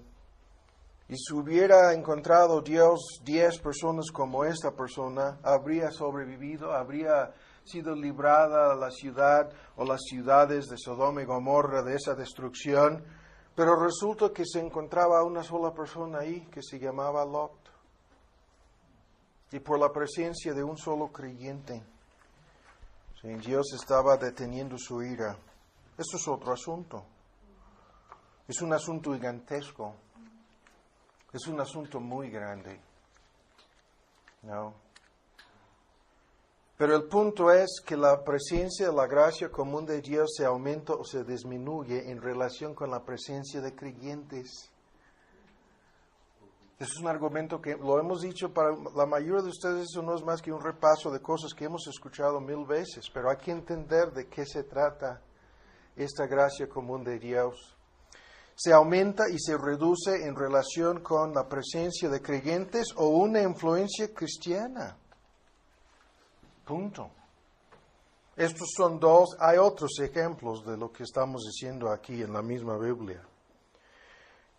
Entonces, si este cuadro lo tomamos y lo colocamos dentro del contexto de las trompetas en el Apocalipsis, estas trompetas son juicios, sí, parciales. ¿Por qué parciales? Preliminares. ¿Por qué preliminares? ¿Por qué? ¿Por qué no totales como las copas de ira al final son para destruir al mundo? No son para acabar con el mundo, sino una parte del mundo. Son consecuencias temporales del pecado humano ya no frenado. Si se arma una guerra en el Medio Oriente con 200 millones de soldados y con el uso de armas para acabar con el 30% de la población del mundo, esto quiere decir que acercándonos a las últimas trompetas, igual como lo que vimos en la quinta, Dios va quitando algo, una medida, una gran medida de este elemento, su gracia común. Y lo vamos a ver en el capítulo 11. Esto va a suceder en relación con la persecución de sus hijos y sus hijas. Y la guerra que estarán llevando a cabo en contra de los creyentes. Es como si se hubieran puesto de acuerdo los sodomitas para matar a Lot. ¿Qué habría sucedido en Sodoma, en Gomorra? Algo diferente. Llegaron al mismo fin, pero solamente cuando Dios sacara a Lot. Y los mismos ángeles lo dijeron, no podemos hacer cosa alguna mientras que Lot esté aquí. Hay que sacarlo. ¿No? Pero el punto sigue siendo que es la presencia de creyentes. Ahora rápidamente, sin discutirlo, la lista aquí no vamos a hacer ni un receso ni meternos en estos detalles. Vamos a ir hasta las 2 y terminemos, ¿no? El día de hoy. Pero vean, los medios usados entonces para traer esta gracia común comienzan con la presencia de creyentes. La lista aquí no vamos a ver los ejemplos. Es una que siempre analizamos a fondo en otros estudios este asunto. El día de hoy solamente menciono 5 cosas. Primero, la influencia de la palabra de Dios es un medio de gracia común. ¿Sí? El Evangelio y la enseñanza de este libro son medios de gracia común para frenar el pecado. Funcionan como luz y sal en cualquier contexto, ¿no? La influencia bíblica es un medio de gracia común. Lot representaba esa influencia en Sodoma. Los creyentes en el Apocalipsis lo representan hasta que veremos casi quedarán exterminados de la faz de la tierra. Y se habrá acabado con esa influencia. Y esto es cuando no se arrepientan de la lista de pecados, que es la misma que está de principio a fin en la Biblia. Van a dar luz verde a sus pecados, aun viendo cómo Dios, ¿sí?, permite las consecuencias de estos pecados. ¿Sí? Pero primero la influencia de la palabra de Dios. Segundo, la ley de Dios escrita en el corazón. Eso es un tema gigantesco. En el mismo capítulo 2 de Romanos se encuentra este tema. Es Dios luchando, es el Espíritu de Dios impidiendo, es Dios, no siempre contenderé, dice, antes de llegar al diluvio. Es Dios obrando en la conciencia, la ley escrita en el corazón, para impedir y obstaculizar muchísimos pecados. Eso es otro asunto, pero es un medio de gracia común. Pero los que se van endureciendo van perdiendo la influencia divina en su propia conciencia, ¿no? Y terminan con una conciencia cauterizada o quemada que ya no funciona. Ahora, después la opinión pública. Y veremos que cuando terminan con los 2 testigos hay una fiesta masiva a nivel mundial, con todo el mundo aplaudiendo la muerte de los cristianos.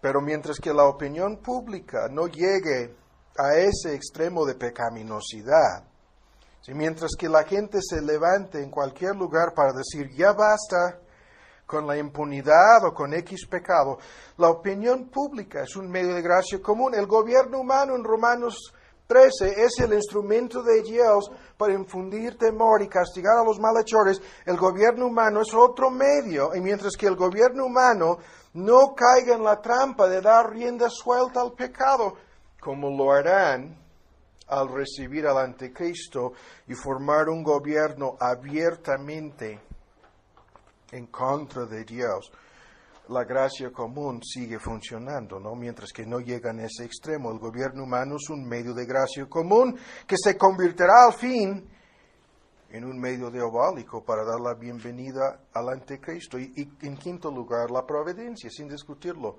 Hay un montón de pecados que han sido detenidos porque cuando llegó el ladrón, iba llegando la patrulla. Misteriosamente en la providencia no se pudo efectuar el crimen porque Dios en su providencia no lo permitió. ¿No? De igual manera como lo que ya hemos dicho, la presencia de creyentes, como luz y sal, ¿sí?, preservan este mundo, tal como la gracia común lo hace. Su presencia como luz y sal es suficiente. ¿Sí? Y es cuando los cristianos pierden su influencia como luz y sal que el mundo los pisotea, ¿no?, y los echan fuera. Pero ahora vamos más lejos. Y cuando digo que vamos más lejos, ahora vean un texto, 1 Tesalonicenses 2. Y esto nos conduce otra vez al Apocalipsis y a nuestro tema. El texto aquí es 1 Tesalonicenses 2. Ahora, estamos dando un bosquejo, tratando de mencionar los detalles pertinentes sobre este tema, porque aquí vemos el límite de la gracia común. Primera, ¿qué dije? Es 1 Tesalonicenses 2. Estoy buscándolo. Aquí encontramos el límite. En 1 Tesalonicenses 2 dice así.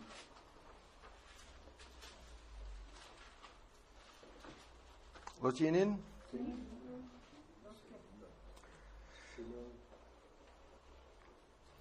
Comenzando con la última frase en el versículo 14. Es una referencia a los judíos.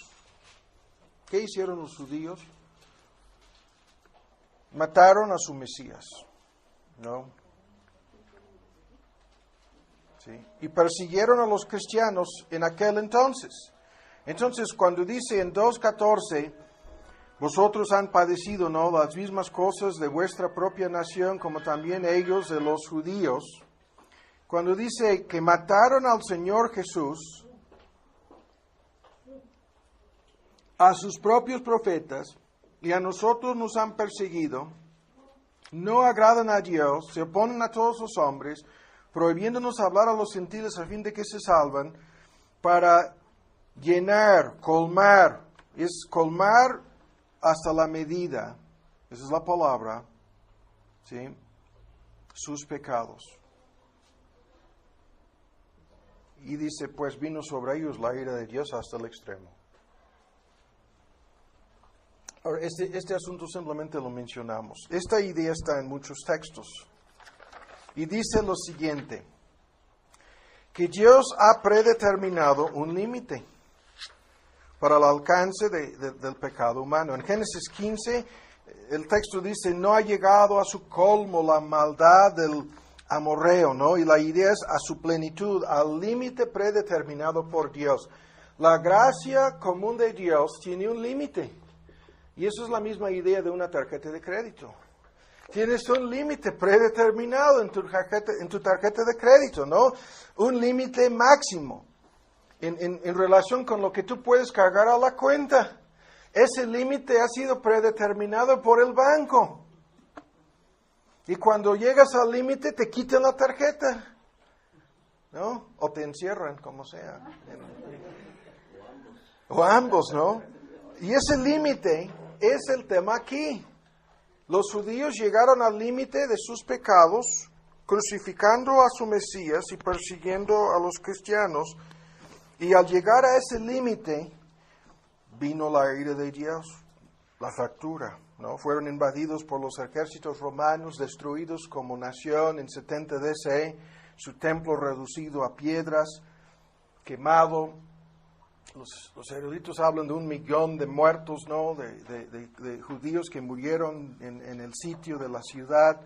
Pero el punto es que Dios espera hasta el límite predeterminado y nos quita la tarjeta de crédito. Y al quitarnos la tarjeta de crédito, se acaba su gracia común y su ira es derramada. Punto. ¿Sí? Y ahora vuelven al Apocalipsis. Todo esto tiene que ver con nuestro tema. Y el último punto aquí que voy a mencionar es lo siguiente. Y esto es otro estudio, pero Dios espera hasta que las personas llegan al límite. Pero esto es su forma de tratar con personas, con individuos, con familias. Escuchan, familias, con naciones y pueblos, o sea, con sociedades, naciones y pueblos, y de la misma forma con el mundo. Ahora, lo que Alan comentaba sobre Alemania, ese es el ejemplo clásico, el mismo país en donde se originó la Reforma Protestante. Termina siendo en el ciclo de apostasía el país en donde comienza la terrible y gran, muchos dicen, apostasía final. Y los alemanes se convierten en los instrumentos sin la gracia de Dios, ¿sí?, todo lo opuesto de lo que hicieron en la Reforma, para traer una catástrofe a todo el continente de Europa. 2 guerras mundiales. Y luego una guerra fría, porque si no se hubiera dividido Alemania en 2 partes, no habría sucedido una guerra fría. Entonces, hemos sufrido, si hacemos los cálculos, aproximadamente 100 años por lo que los alemanes hicieron en la época de la vida de Spurgeon. Cuando digo hemos sufrido, nos han involucrado a medio mundo en sus problemas, en su apostasía, en su pecado. Se les acabó la gracia común. Y vino la ira de Dios sobre ellos. Estamos hablando en sentido temporal, no en sentido final. Pero el punto es, Dios espera con paciencia, con mansedumbre, hasta que la persona, el individuo, la familia, la nación, el pueblo, llegue a la medida, al límite preestablecido. Y el punto aquí es tremendo porque si esto lo analizamos a nivel personal, lo que sucede es lo siguiente. Primero, vean con mucha atención, el límite predeterminado por Dios no es lo mismo en el caso de nadie. Cada tarjeta de crédito viene precargado, ¿no? O con un límite predeterminado, para decirlo así, con el límite ya previamente fijado o fijo. Y el punto es, si pusiéramos aquí 100 personas, ninguna de estas personas tendría el mismo límite precargado o predeterminado. Sería variable en cada caso.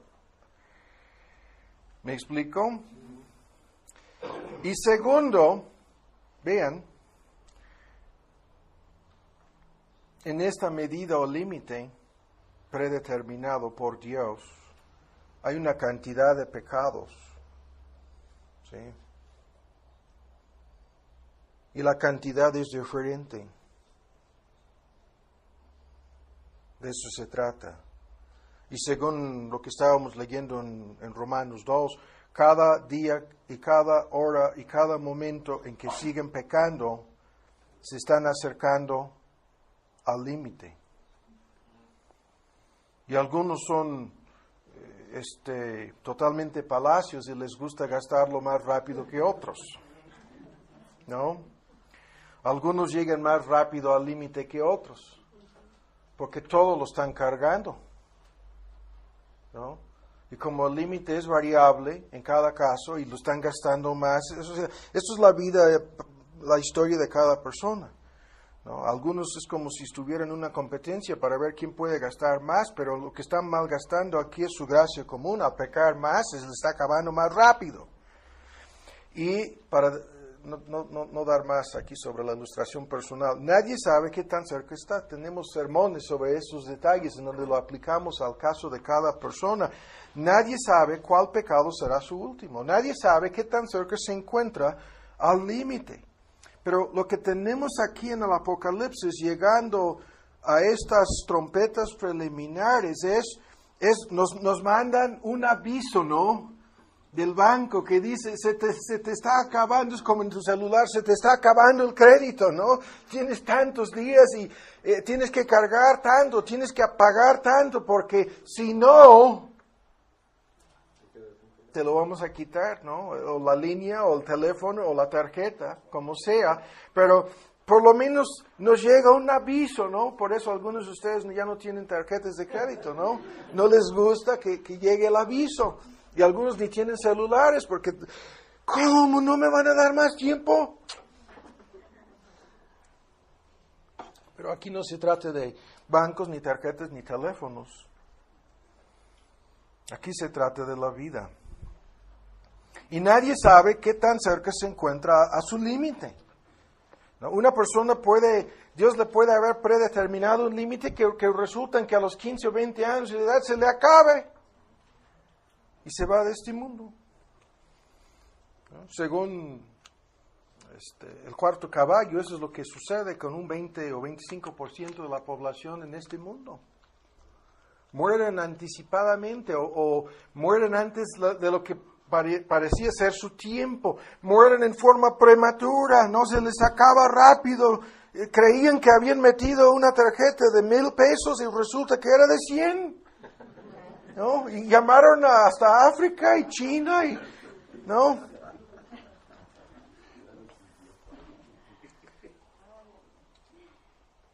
Y nadie está manipulando esto. Es la persona que está haciendo sus llamadas, ¿no? No va a decir después, me robaron mi crédito porque yo no hice las llamadas. No. Estas ilustraciones se culminan aquí en el Apocalipsis porque lo que está pasando es el límite predeterminado para la historia de este mundo. Se está acercando. Y esto, de principio a fin, los ángeles están involucrados en todo lo que sucede en el Apocalipsis. Ya tenemos en internet una miniserie sobre Satanás y sus ángeles, el capítulo 12. Es un tema que vimos el año pasado. Son 6 estudios, si no me equivoco, que ustedes pueden bajar en internet. no vienen en el disco sobre el Apocalipsis. Estos 4 ángeles estaban preparados para ver la exactitud, hora, día, mes y año, para matar la tercera parte de los hombres, que hoy día sería 2,000 millones, ¿no? 2 billones de personas morirían. Y el número del ejército de soldados, aparte de los ángeles, ahora ve, eso es una visión, la presencia de soldados. La palabra que se traduce ejército se traduce también soldados. Y esos soldados iban de a caballo y eran un ejército de 200 millones. 200 millones de soldados, ¿no? Y oí el número de ellos. Entonces,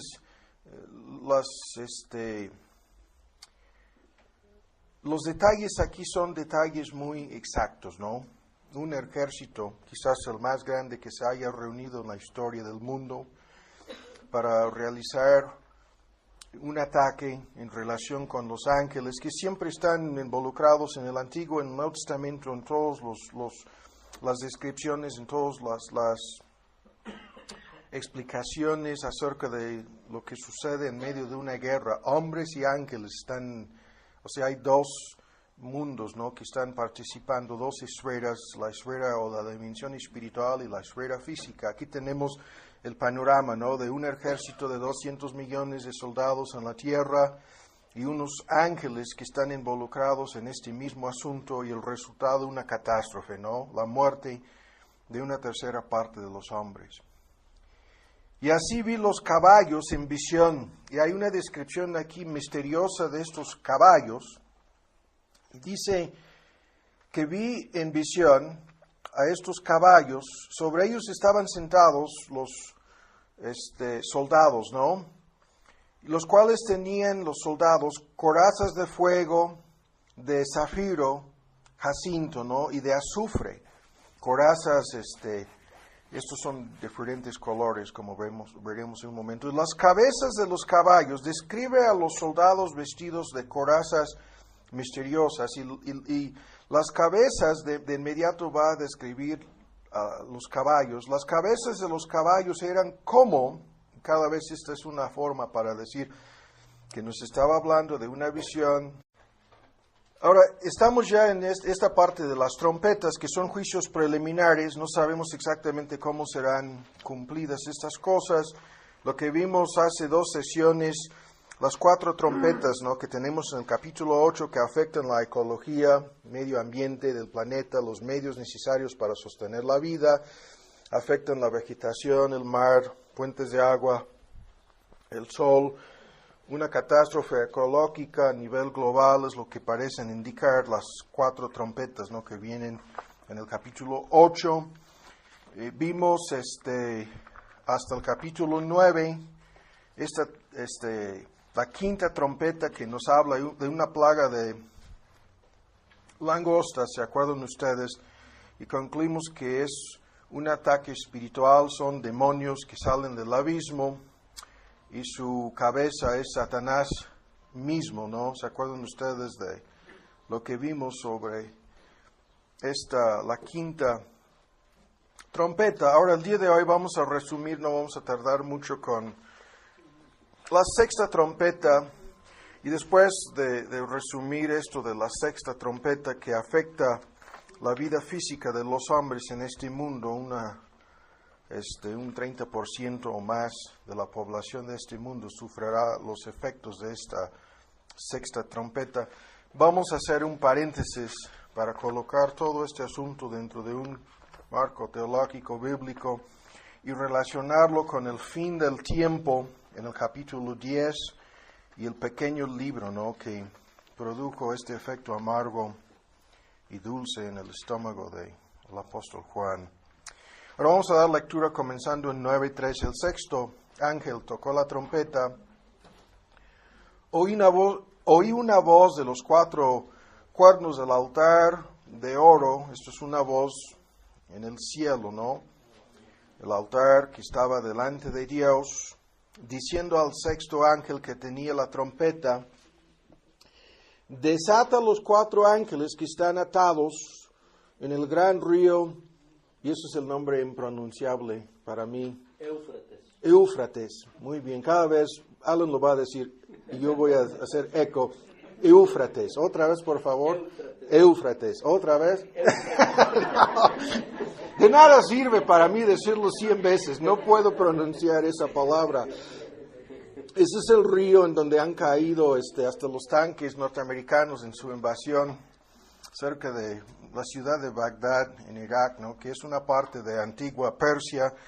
Fueron desatados los 4 ángeles que estaban, vean, 4 ángeles preparados para la hora, día, mes y año. Son símbolos de las máquinas y los instrumentos de guerra. Esa es la idea. Son símbolos de las máquinas y los instrumentos de guerra. Y vimos en uno de los estudios anteriores, ¿no?, un contraste entre algunos que tratan de interpretar todo en el Apocalipsis como si fueran máquinas o instrumentos de guerra en un contexto moderno.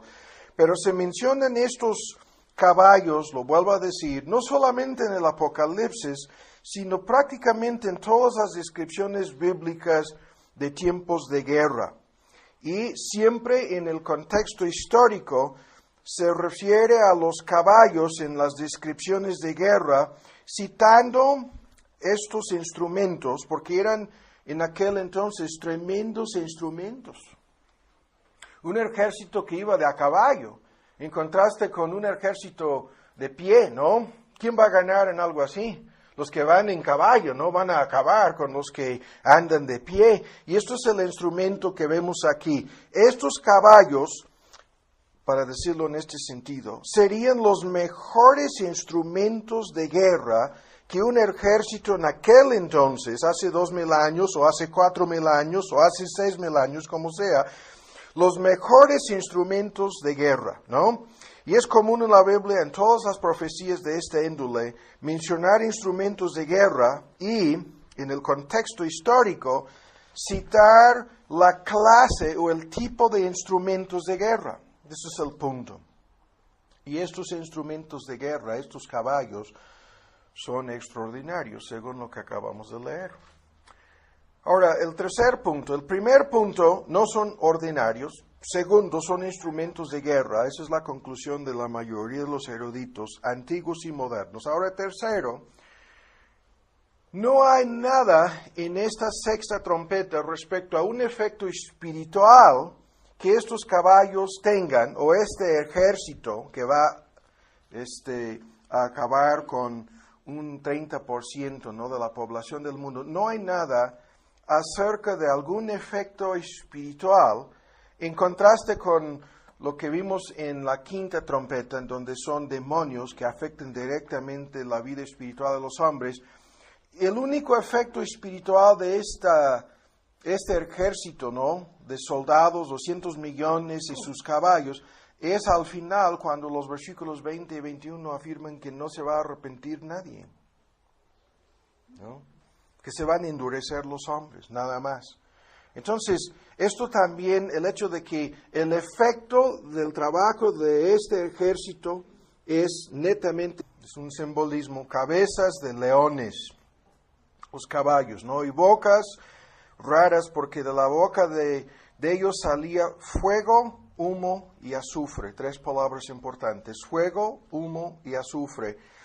Y de esas 3 plagas, luego de lo que salía de la boca de esos caballos, como fuego, humo y azufre, la conclusión es que eran plagas. Y con estas 3 plagas fue muerta la tercera parte de los hombres. Entonces, los que realizan esta matanza o masacre son los caballos, ¿no? Y lo hacen con estas plagas, y de ahí la cifra, la tercera parte de los hombres muere. Y se repite la fórmula del fuego, del humo y del azufre que salían de la boca de ellos, de los caballos. Porque su poder es, como entre paréntesis, está en su boca, en sus colas. Y ahora menciona colas, ¿sí?, hablando de los mismos caballos, y porque sus colas eran, otra vez, semejantes a serpientes, que tenían cabezas, y con ellas dañan, ¿no?, o hierran, ¿no? La idea es que matan con sus colas o hacen daño que produce muerte. Y a los hombres que no fueron muertos con estas plagas aún no se arrepintieron de las obras de sus manos para que no adorasen a los demonios, a las imágenes de oro, de plata, de metal, de piedra, de madera, a las cuales no pueden ver, ni oír, ni andar. Y se repite la fórmula, no se arrepintieron, otra vez, no se arrepintieron de sus homicidios, de sus hechicerías, ni de su fornicación, ni de sus robos. Ahora, rápidamente vamos a resumir el argumento aquí, nos va a conducir a cosas más a fondo. Primero, ¿qué significa el simbolismo de esta trompeta? Ahora, la mayoría de los eruditos están de acuerdo en afirmar que hay algo aquí en relación con lo que parece ser una guerra terrible. Y algunos de los argumentos usados para concluir que esta es una referencia a una guerra espantosa en el Medio Oriente, según la ubicación de los 4 ángeles. Los argumentos son los siguientes. Primero, los caballos mencionados aquí no son caballos ordinarios, no son caballos reales en este sentido, puesto que acabamos de leerlo. Tienen cabezas como leones, tienen colas como serpientes, parecidas, no a serpientes, y con ella hacen todo el daño a una tercera parte de la población de este mundo.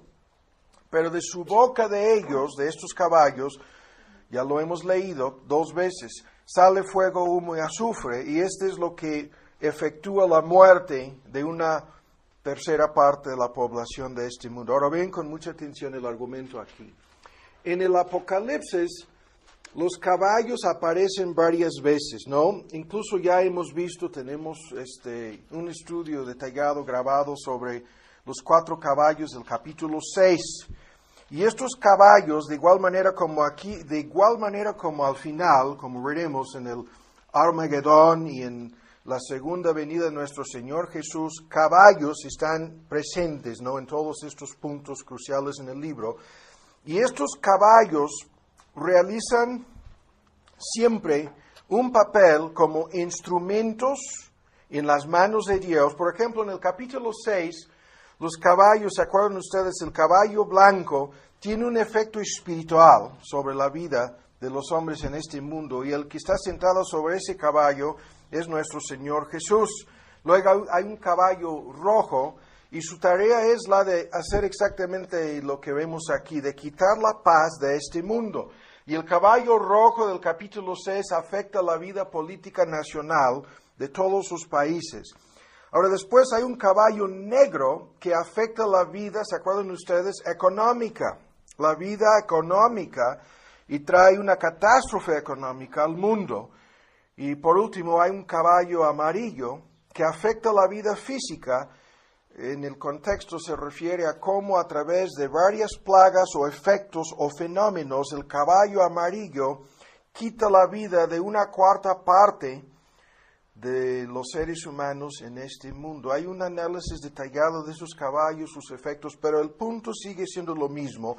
Estos caballos en el Apocalipsis están involucrados en todo lo que sucede y son instrumentos. Ahora entonces, el primer punto, caballos, en contraste con, por ejemplo, los demonios, en lo que ya hemos visto en la 5ª trompeta, ¿no? Estos demonios que salieron del pozo, ¿no? Que son una clase de demonios caídos, ¿no? Que vienen a afectar la vida espiritual de los hombres, atormentando a los inconversos, y es un juicio preliminar. Estas trompetas son preliminares, no son juicios finales, llegaremos a eso con las copas, pero estos ángeles caídos en la 5ª trompeta hacen su trabajo en forma directa, atormentando a los hombres, pero estos caballos son simplemente, en todos los ejemplos en el Apocalipsis, instrumentos, nada más, ¿no? Ahora, estos caballos, muchos han concluido lo siguiente en relación con la 6ª trompeta.